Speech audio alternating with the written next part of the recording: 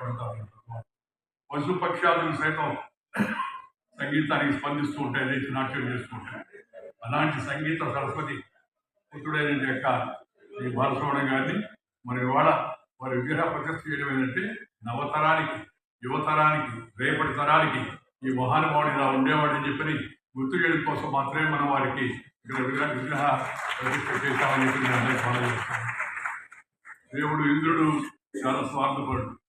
ముందుగా ఘంటసాల గారిని తీసుకెళ్ళిపోయాడు, తర్వాత బాలసుబ్రహ్మణ్యం గారిని తీసుకెళ్ళిపోయాడు. ఎందుకే ఆయన తొందరగా తీసుకెళ్తానంటే మీ దగ్గరేనా మా ఆస్థానాల్లో పాట పాడాలి కదా, మా దేవతలందరినీ సంతోషపడతారు, భూమి నుంచి దివికి రావాలని చెప్పి తీసుకెళ్లారు.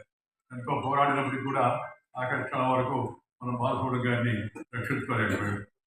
బాలసుబ్రహ్మణ్యం గారి యొక్క విగ్రహాన్ని చూస్తుంటే సజీవంగా చూస్తున్నట్టే నిండైన అచ్చ తెలుగు మూర్తి ప్రభుత్వం మనకి కనబడుతుంది. వారికి ఆ శిల్పికి నేను హృదయపూర్వకమైన అభినందన తెలియజేస్తాను. వడయాల గారికి చాలా చక్కగా ఆ విగ్రహాన్ని రూపొందించాడు. ఆయన కూడా ఇస్తున్నాడు.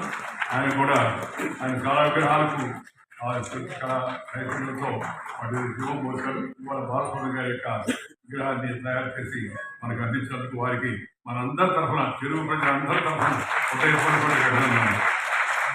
బాలసుబ్రహ్మణ్యం గారు ఒక స్వర సార్వభౌమత్వానికి నిలువెత్తు నిదర్శనం. స్వర సార్వభౌమత్వం దానికి నిలువెత్తు నిదర్శనం. ఆయన ఆలపించిన ప్రతి పాట, ప్రతి రాగం ఒక భావ జలపాతం.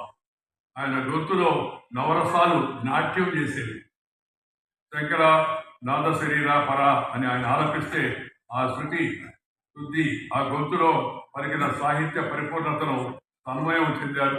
ఆ చందని వారెవరు చెప్పండి. ఆ రోజు ఆ సినిమా వచ్చినప్పుడంతా ప్రతి ఇంట, ప్రతి నోట వచ్చినా రాకపోయినా ఆ పాటే పాడుతుంది. అంత బ్రహ్మాండంగా ఆ పాట రచన, ఆ పాటను పలికించడం కూడా బాలసుబ్రహ్మణ్యం గారు